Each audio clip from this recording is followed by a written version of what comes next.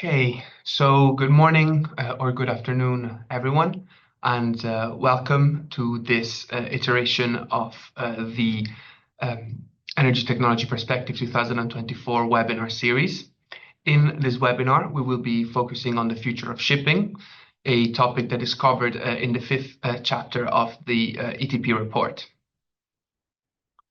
This is this is one of the four webinar series that we have. We already had one this morning that was covering clean energy technology, manufacturing, and trade. And then next week, we will have two more webinars, one that is focusing on the manufacturing opportunities in emerging markets. And then there will be another one focusing on heavy industry and therefore on the production and trade for near zero emission materials. I welcome any of you that is interested in these topics to register for those webinars as well. This is how today's session will be done. I will begin with a short introduction, and then there will be two parts to the main presentation. In the first one, we will look at the impact of the energy transition on the shipping industry with a focus on how shipping activity changes in the future in the different IEA scenarios.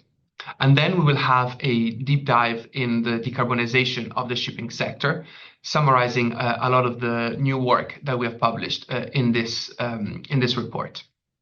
Today, we are really lucky to be joined by Dr. Jasper Verschoor. He's an assistant professor at TU Delft. And at the end of the presentation, he will take 5 minutes to give us some thoughts about this work and how he thinks this fits in the overall debate, and also maybe together with the academic literature. I would like to encourage all of you to use the Q&A function here on Zoom. Do write us questions as soon as you have them, and we will have time at the end to reply to your questions. Any question that you write and that we cannot answer during today's presentation, we will follow up with you via email to make sure that you do get an answer.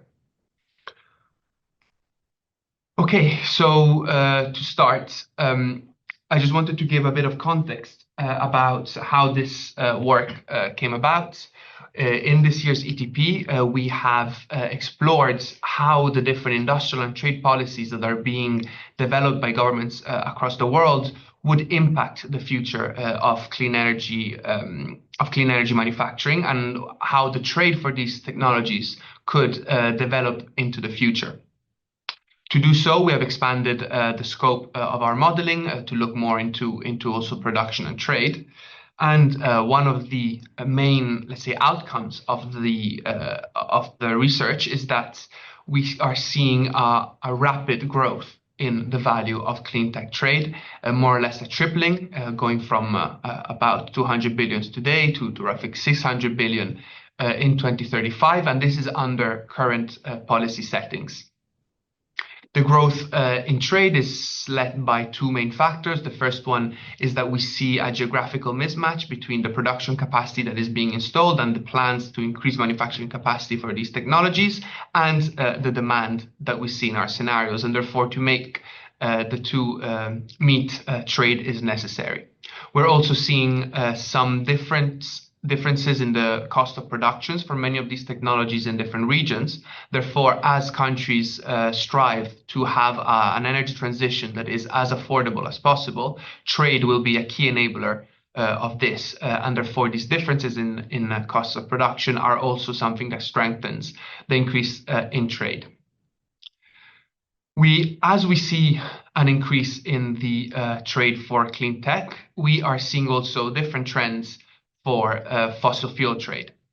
In the steps, which is what we see under current policies, the value of trade for fossil fuels will plateau. So a long-standing, say a long-term trend that we've observed in the past of ever increasing trade of fossil fuels is likely to plateau in our main scenario. And when we look on the scenarios that take into account more net zero pledges by governments as well as other energy policies, we see that the value of fossil fuel trade decreases. And the higher the ambition, which is represented here by the NZD scenario on the right, the lower the trade of fossil fuels.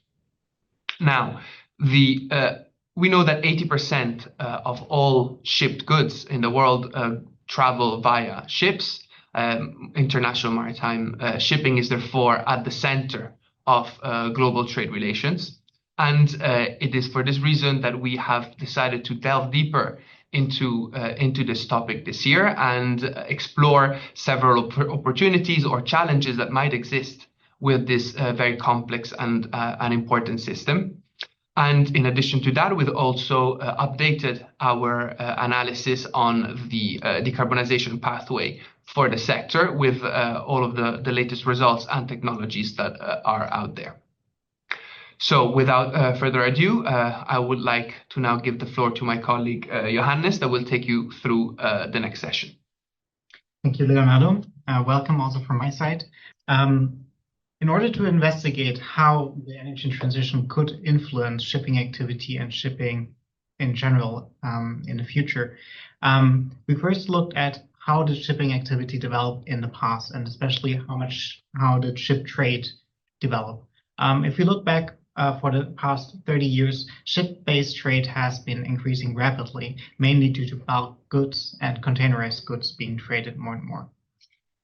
To then project forward and look forward how an energy transition and different energy transitions across the globe could influence the ship-based trade activity, we had to develop a new methodology that changes on how we look at shipping at IEA and gives us insight into trade flows also in our scenarios. So for this new methodology that we have developed, we are making use of data that is already present and modeled in our internal global energy and climate model. In this model, we have information about scenario developments for fossil and alternative fuels, for materials and how they're impacted by recycling rates, for example, and different industry methodologies. We have insight into motor vehicles, different types of motor vehicles, their sales and stock numbers, as well as, and this is newly developed with the ETP 2024 report, information about trade of clean energy technologies, as well as near zero emissions materials. We complement this information with other goods that we do not consider directly linked to energy transitions with external data that's based on macroeconomic drivers. This information we then combine with today's information about shipping activity as well as shipping routes. And this gives us insight into bilateral trade scenarios on a product level, so between country flows of products, materials on a mass and value level, consistent with the three IEA scenarios, STEPS, APS, and NZE. We can map these bilateral trade scenarios on a product level to different types of ships and different distances to derive scenario-specific shipping activity that we then utilize to to investigate how shipping activity will develop in the future. So how will clean energy transitions impact shipping activity? Let's have a look at the shipping activity per our three scenarios developing from 2015 until 2050. In the steps, we see a rapid increase of shipping activity to over 150 trillion tons kilometers until 2050. In APS and NZE, we also see an increase of shipping activity until 2050. However, the increase is less steep. And we also see a small stagnation in NZE. Both of these trends are influenced by faster energy transitions that will delay the increase that we see in comparison to steps. We can have a closer look at the increase in shipping activity by looking at a ship type level. So let's look at steps and how container, tanker, carrier, and all other types of ships that we are mapping develop.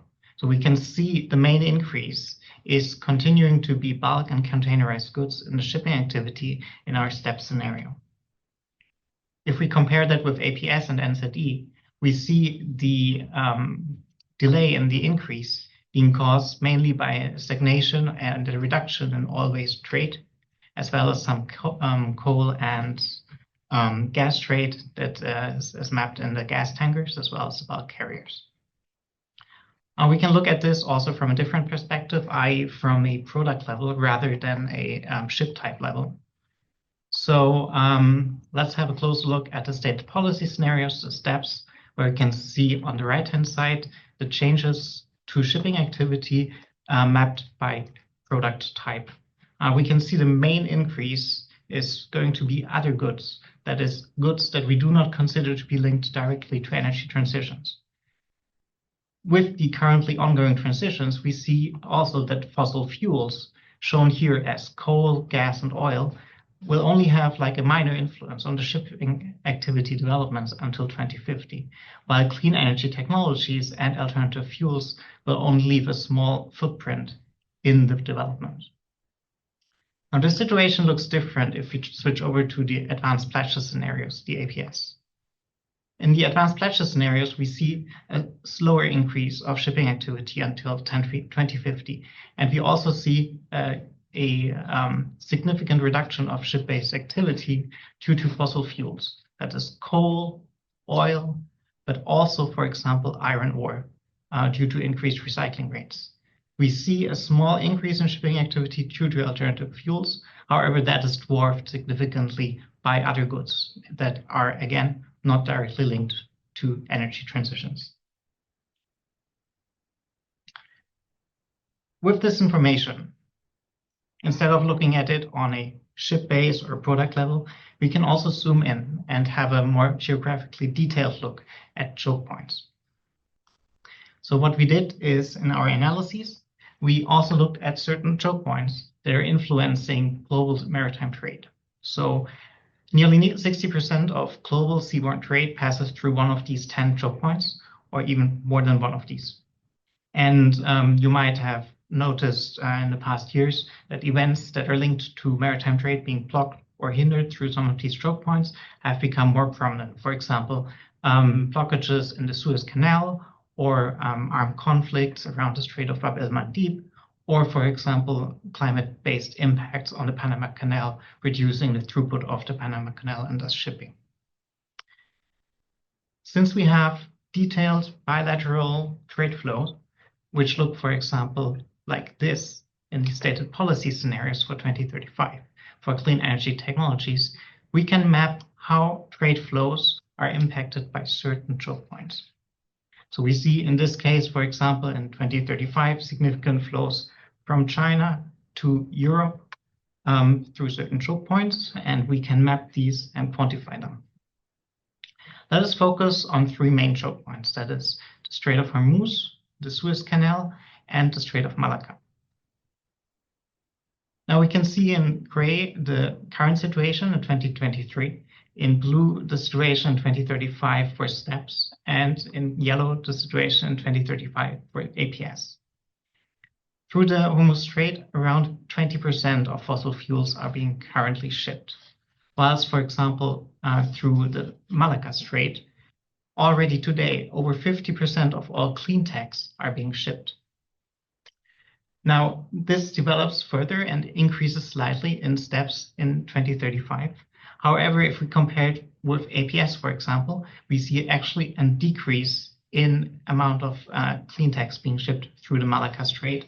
This is due to an increase in implementation of industrial policies and a distribution of clean tech manufacturing capacities across the globe. So we have less of a concentration of the capacities and thus a reduction of the relevance of the choke point. We do not see this example, in this example, the diversification geographically of, for example, fossil fuels. So we do not see a decrease in STEPS or APS in the future of fossil fuels being traded through any of those choke points. With that, I will close the analysis on trade flows and choke points and hand over to Laurence for the next chapter on decarbonizing shipping. Thank you, Johannes. So now we're switching to the talk about the decarbonization of the shipping sector itself. International shipping makes up about 2% of global emissions, And as we can see on this chart, emissions have been increasing significantly in the past 20 years, although not as much as the activity increase that my colleague Johannes was showing you earlier. And this is due to improvements in energy efficiency. Today, policies are in place to control the increase of emissions going forward. In particular, we have the IMO regulations on ship design emission intensity and also on operation emission intensity. And those are expected to have an impact in the short term. We also have EU regulations, and in particular Fuel EU Maritime, that includes a standard on fuel unit emission intensity. And this is expected to have an impact on the longer run, in particular after 2040.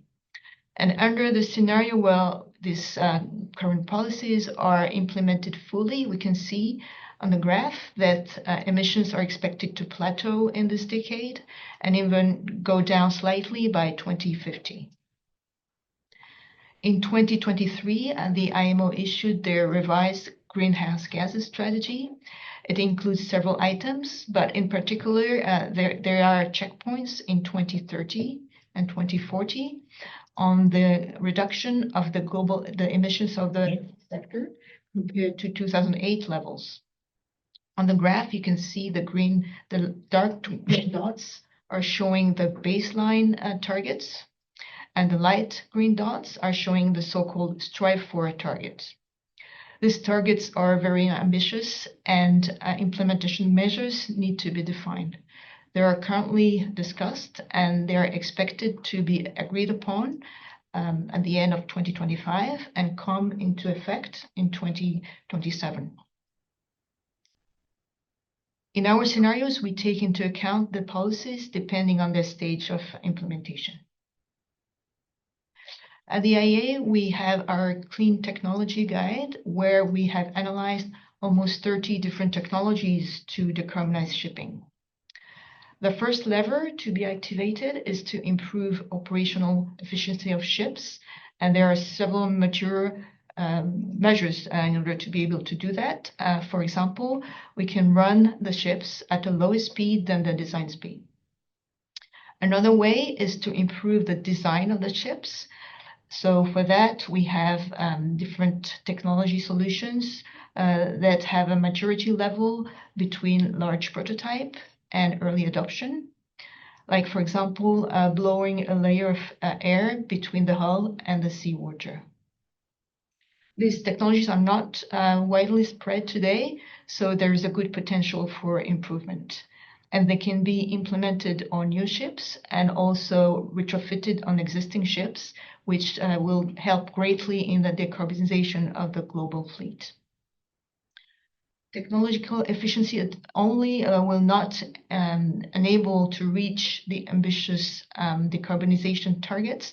So we also need fuel switching. And the most advanced technology for that is methanol propulsion.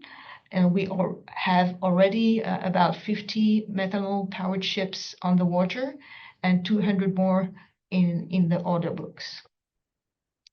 Ammonia propulsion is expected to be the long-term solution, but it's still facing some technical and safety challenges. So its technological maturity is lower, but there have been progress in the past few years, and now ammonia ships are becoming a reality with about 20 of them on the order books today. In order to find the best solution, we need to look at parameters like the total cost of ownership over the life of the ship. So this will include both the ship cost and the cost of the fuel. In this graph, we're looking at an investment in 2035 in the APS scenario. One solution would be to run the heavy fuel oil engine on biodiesel. The cost of a new ship would be relatively high, but this is a good solution for existing ships to continue operating in the future. Synthetic diesel is another drop-in solution, but the fuel would be much more expensive. For ships that are currently powered with LNG, we can similarly think of switching them to biomethane. However, biofuels are expected to be in a limited supply in the future, so we need to introduce other alternative fuels like methanol and ammonia. Methanol ships are expected to be about 10% more expensive than traditional ships, and ammonia ships will be 25% more expensive. But when we look at the fuel cost, it's the opposite. Ammonia produced from electrolytic hydrogen is expected to be cheaper than low-emission methanol. So here we're looking at the total cost, and the cheaper option will depend on the consumption of the ship, which in turn will depend on the size, speed, and travel distance of the ship. So as we can see on the right-hand side graph, in practice, the larger the ship, the more favorable the ammonia option tends to be. Cost is not the only parameters entering into play when choosing an option. Also, technological maturity and safety aspect will come into play. So we expect a mix of different propulsion to be present in the fleet in order to meet the decarbonization targets.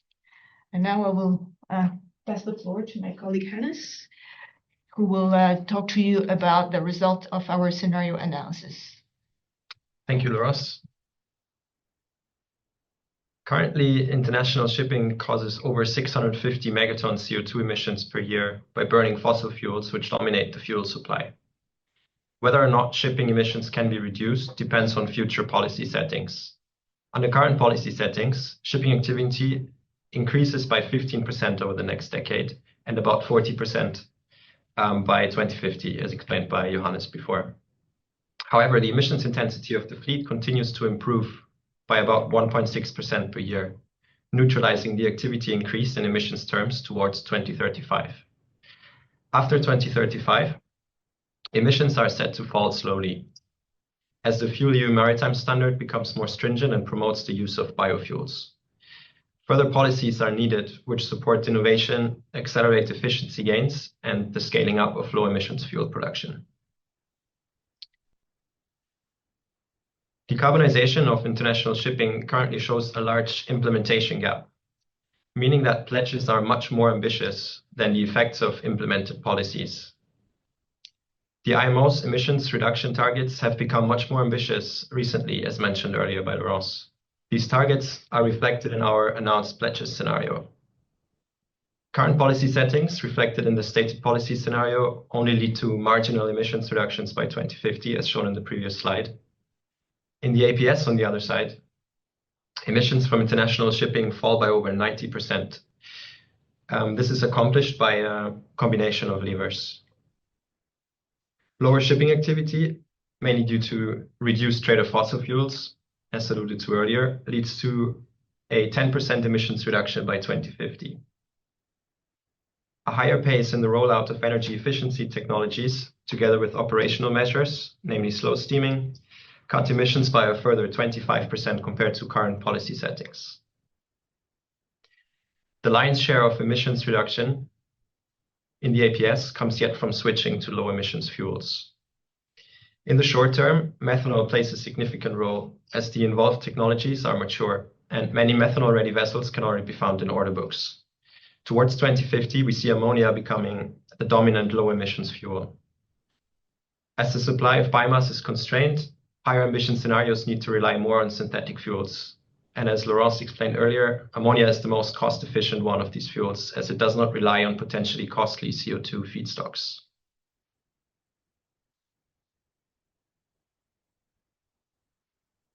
One word on the NZE. Sorry. The NZE, we see similar trends to the APS, but the decarbonization is helped by a further reduction in shipping activity and higher availability of biofuels for shipping. The decarbonization of international shipping will raise the cost of international trade. Installing energy efficiency upgrades and new propulsion technology increases the capital expenditure for a ship. The use of low emissions fuels also raises bunkering costs, as they are generally more expensive than fossil fuels on a per unit energy basis. However, Considering energy efficiency improvements and the gradual increase of low-emission fuel shares, we find that average running costs of typical container ships and bulk carriers increase by not more than 25% between today and 2050. To understand the factors at play here, let us look at the example of a typical container ship in more detail.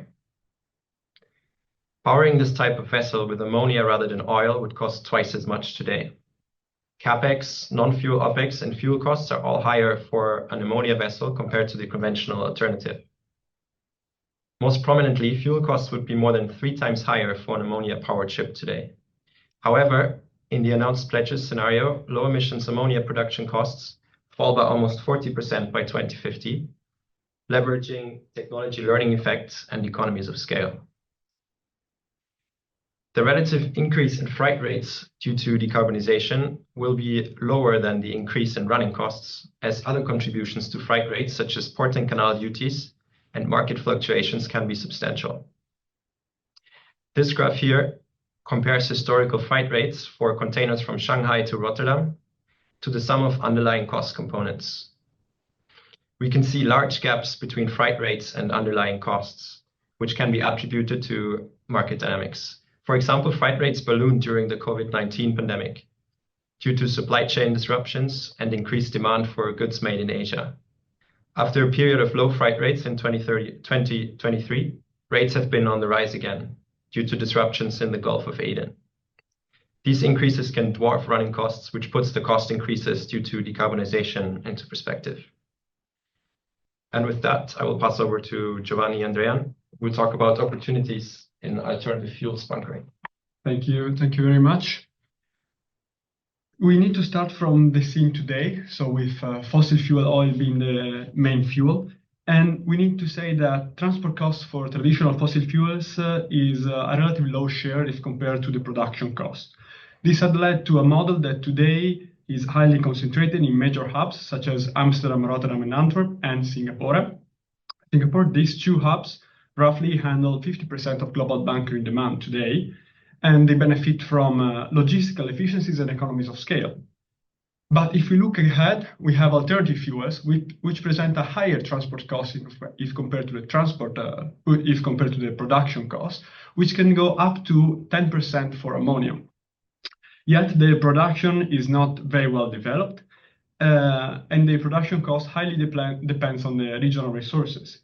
Yet in some regions where the resources are very good, the production costs can be competitive.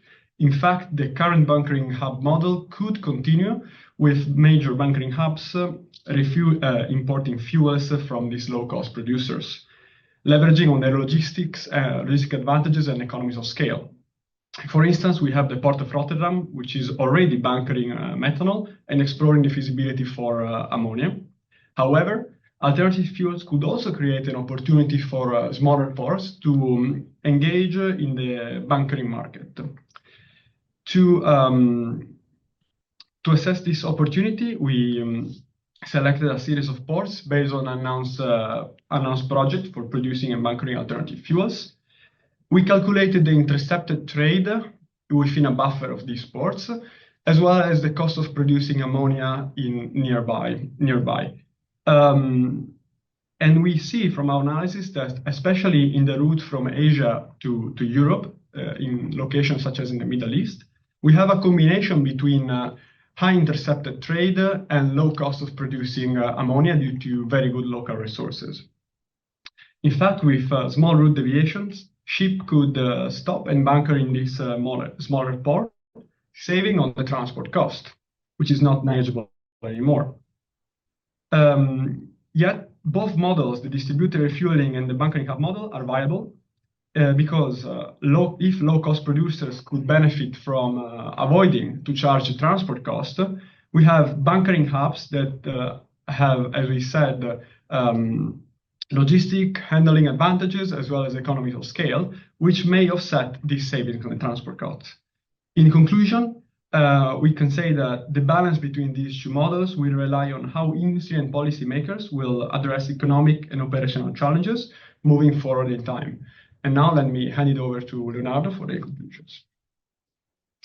Thank you very much, Giovanni, and Thanks to the whole team for this presentation.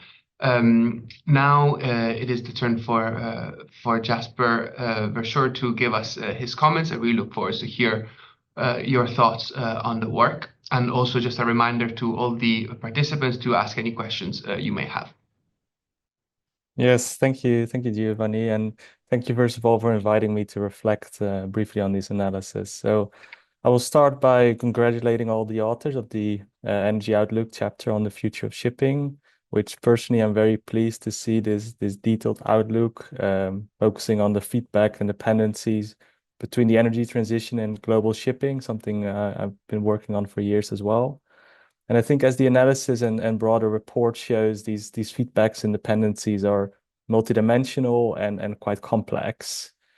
And while many great people around the world have been working on different parts of this complex puzzle, the analysis that you've undertaken, in my view, is the most comprehensive attempt to bring this all together in one overarching narrative. So congrats on that.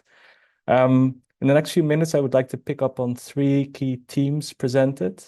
First, I think the results you show, show a clear picture how the composition of maritime trade will change going forward, especially with the demand for clean energy technologies increasing. This will not only increase in the growth of trade of end products, but also shipping of critical raw materials, of course, and other import components across the entire supply chains. And what I find interesting is that there have been some commentaries in the scientific and non-scientific literature how demand for critical raw materials will explode going forward and increase the need for maritime trade. But I think if you, as you shown as well, compared to the reductions in terms of energy-related commodities like coal, oil, and gas, this increase will definitely be outbalanced by the decrease in shipping of other commodities. Now, you've obviously only presented global changes here, and they do not always reflect the regional ones. So, of course, we will see regional differences in terms of the composition of maritime trade going forward. And I think the obvious and interesting question that raises is, well, what do these scenarios mean or imply for new ports infrastructure? Where do we see large investment needs? Where do we see potential transition risks for investment? I think both of these things are important information for both port authorities, but also global investors to decide where to invest and when to invest. The second point I would like to reflect on is the importance of maritime choke points. So maritime choke points have been a center of attention for decades, especially for security experts, given their key role for global food and oil trade. But as the analysis you presented today also highlights, is how important these choke points are for facilitating flows of clean technology trade, in particular for the Asia Pacific choke points. And well, the implication of that is clear that, or in my view, disruptions to any of these critical maritime choke points can affect the supply chain of these technologies and potentially slow down the energy transition. And the key question then becomes like, well, how do these risks to these choke points develop in the coming decades? And that's something that the risk models that the academics industry use are not really well equipped to deal with. So I think it becomes important that these risks are embedded within strategies of setting up energy-related supply chains. And the third point, as your report highlights, is how the increasing uptake of green fuels may alter the global bunkering system. And this poses one of those chicken and egg question.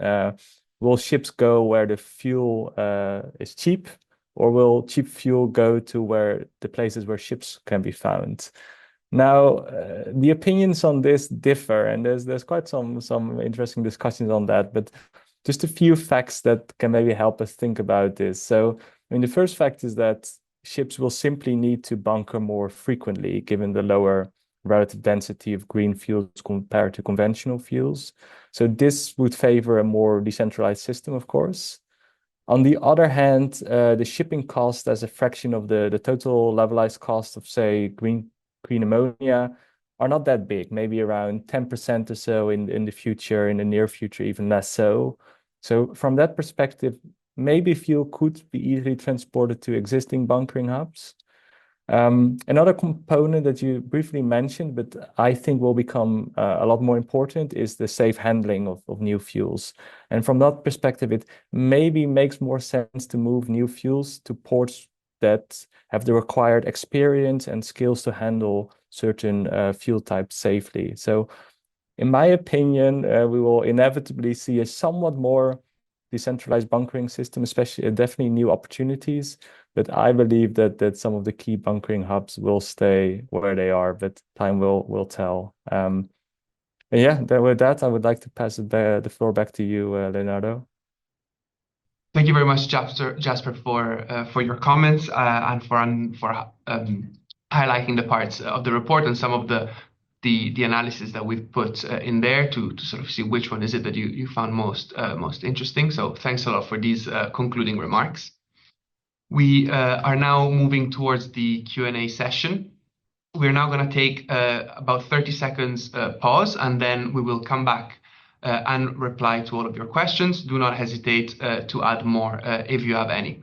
We'll be back in 30 seconds.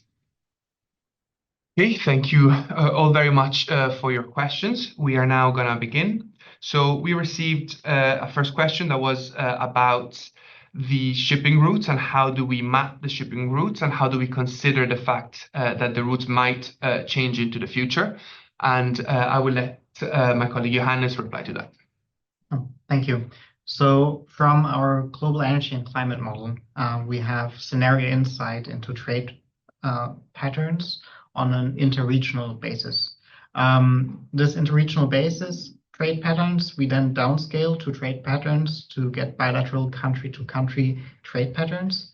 And then for each country pair, we use information about existing ports and their throughputs to estimate the individual shipping routes between those individual ports in the specific scenarios. So these trade patterns could in principle change. So for example, if a country starts to implement industrial policies that changes its trade interaction from being an importer of clean energy technologies to being an exporter of clean energy technologies, these changes are reflected.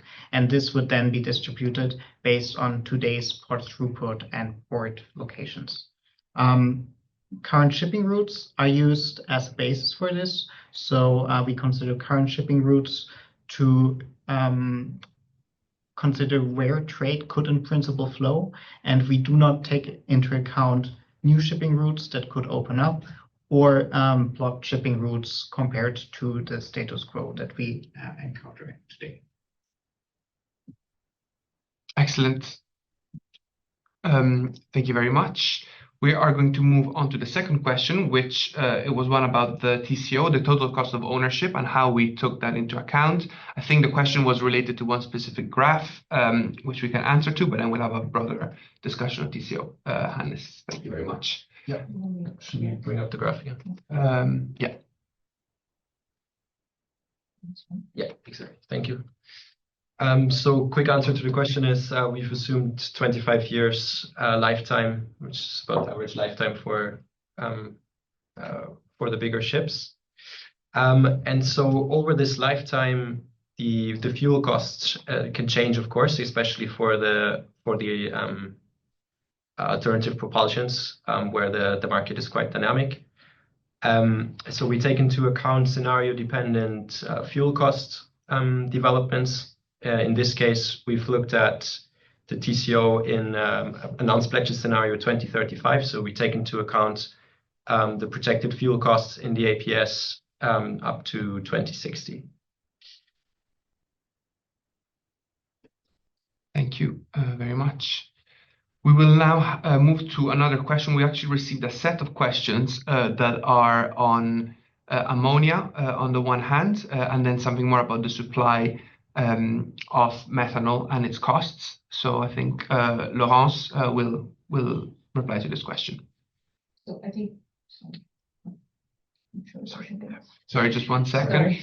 So I think the question was about ammonia versus methanol, right? I think that was the And it's the potential environmental effects of ammonia and how this is holding back some of the deployment standards. Yes, so this is a question that is coming often.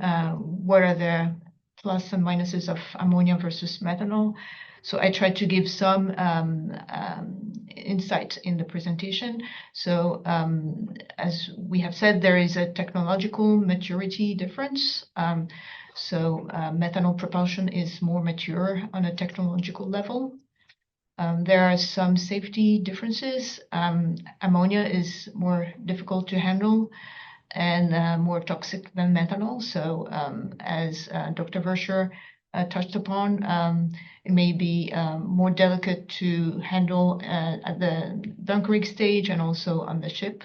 So there are currently safety guidelines that are being developed. And so it is really important that those are available for all the shipbuilders and also for operation at port so that ammonia can be handled properly. Sorry, I'm trying to. Yeah. So in short, ammonia seems to be the long-term solution, but actually it's true that the challenges around its safety need to be resolved before it can be deployed large scale as we have in our scenarios. And something about the supply for ammonia? So the feedstock for ammonia in this model, it's low emission ammonia, and it's produced from hydrogen from electrolysis. So we have electrolytic hydrogen for the ammonia in our model. Absolutely.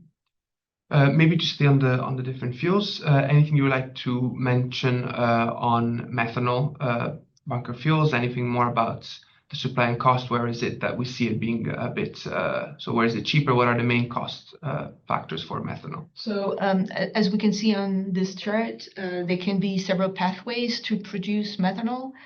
And the pathways that use biomass tend to be cheaper, like biomethanol, or we can also produce synthetic methanol. So from hydrogen coming from electrolysis combined with CO2 coming from a biogenic source. So that's another option. It tends to be cost competitive. And then the more expensive option would be to take the CO2 directly from the air by direct air capture. So this is what is shown here on this graph as synthetic methanol, and you can see it's more expensive to produce. Thank you very much, Laurence. So we have another question that links a bit, so the discussion on alternative fuels, and then links it back to the shipping activity. So how is it that all of this increase in alternative fuels does not really increase significantly shipping activity compared to today's level? And Johannes was going to answer this question. All right, so shipping activity today due to fossil fuels is around 40%.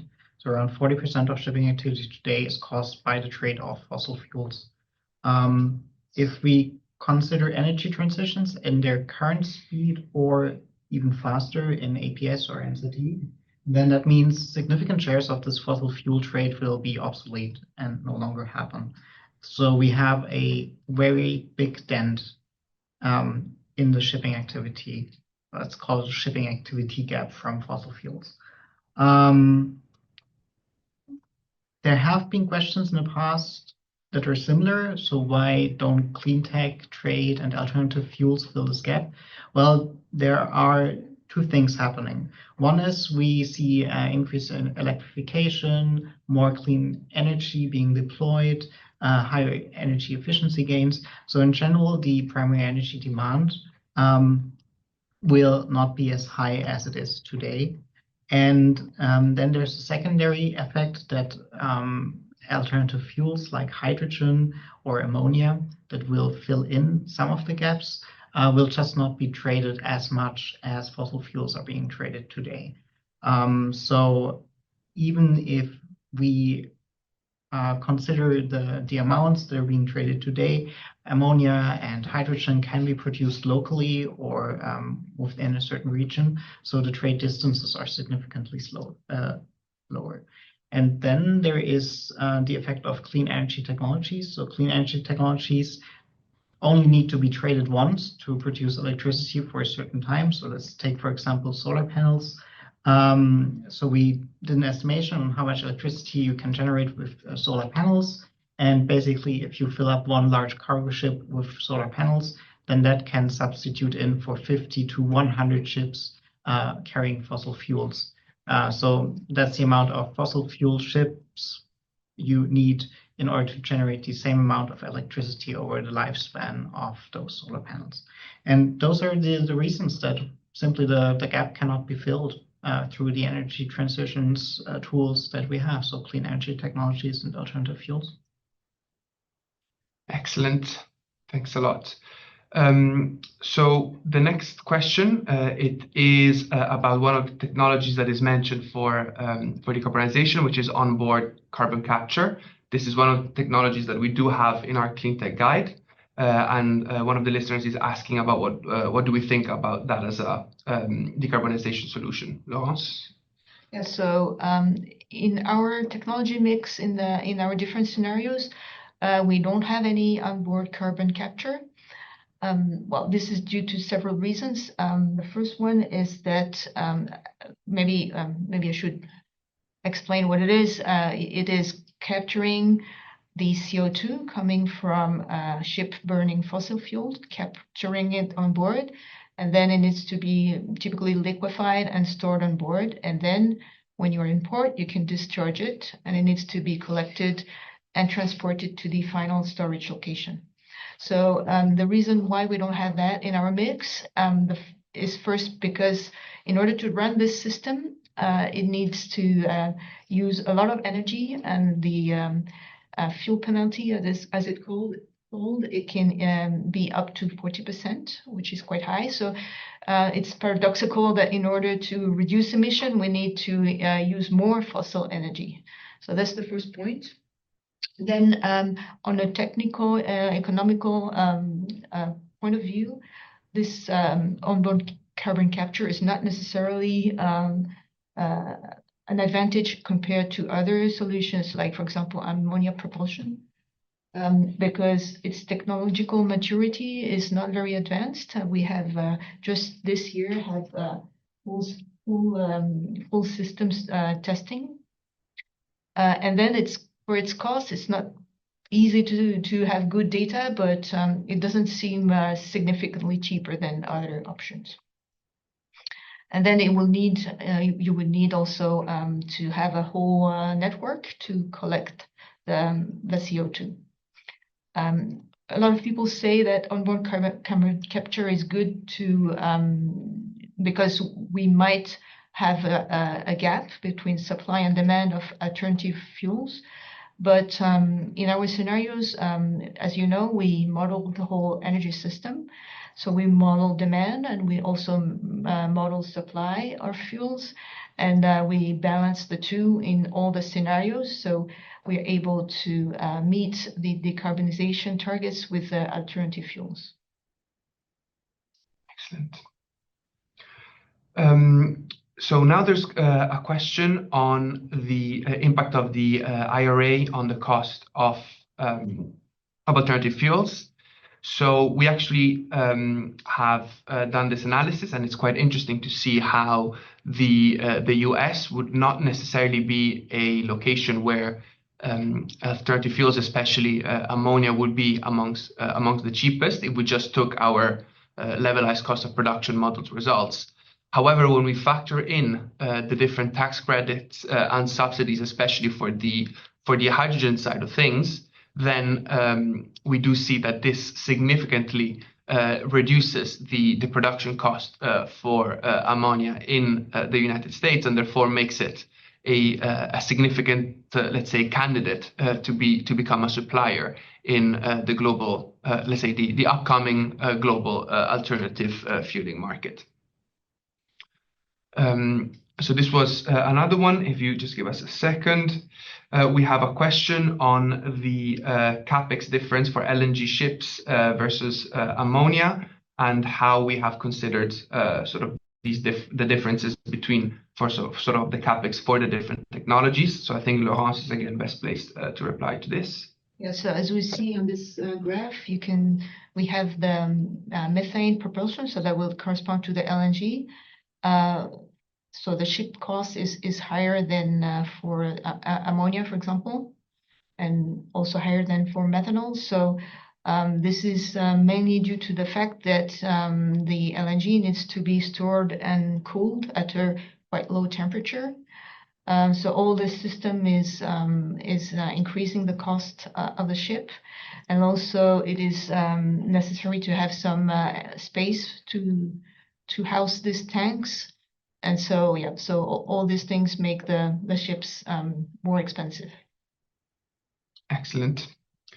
So I think we have one last question, and this is a question that asks, what do we think about the potential for our forecast for seaborne trade to be too low, especially with sort of considering demand for food and energy that is needed by a growing population? I think Johannes can start with this answer, and we might complement later with other elements. Right. So we definitely take into account the potential of growing population, as well as food needs and growing energy needs, necessary not only for current energy transitions, but also for just energy transitions, as we model in APS and NCD. So there we take into account higher energy demand also in emerging markets and developing economies.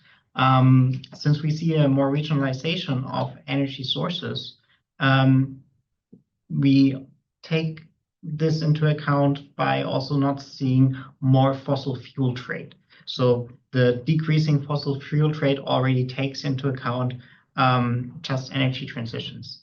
On the other hand side, the question about food and increasing food demand and food trade, this is covered by us incorporating external data that considers macroeconomic drivers on these types of goods. And we have seen this when we looked at the disaggregated shipping activity by product, where we see an unchanging demand for other goods. And these other goods include, for example, food that has to be traded in order to meet a growing population. Absolutely, and as Johannes was mentioning, food demand is actually one of the largest drivers of the increase in what we're calling other goods in the graphs that we've shown earlier. So I think this is all we have time for today. I would like to sort of also just mention that all of the different analyses that we showed today are only possible because of very significant model developments that we have done. So we developed this material and trade model, which complements the global energy and climate model that we have here at the IEA. And we invite all of you to use the different materials that are available online. We have a landing page with full of interactive graphics that can be interesting for anybody that wishes to learn more about this topic. I would like to thank again Jasper for taking his time to provide a commentary to this webinar, and I would like to thank all of those in attendance for your questions and your interests. I wish you all a wonderful afternoon or morning, depending on where we are in the world. Goodbye.